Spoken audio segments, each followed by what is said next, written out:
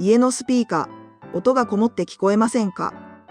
高いスピーカーに買い替える前にこれだけは試してみてください。用意するのは10円玉だけよ。スピーカーの四隅にこんな風に敷くと、ボワボワしていた低音が嘘みたいにすっきり。実はこれインシュレーターの代わり、机に振動が伝わるのを防いでくれるんです。100均の滑り止めでも効果ありですよ。パソコンジムという中ではこんなデジタルの裏技も楽しくお話ししています。お金をかけずにいい音で聞きたい方はぜひ試してみてくださいね。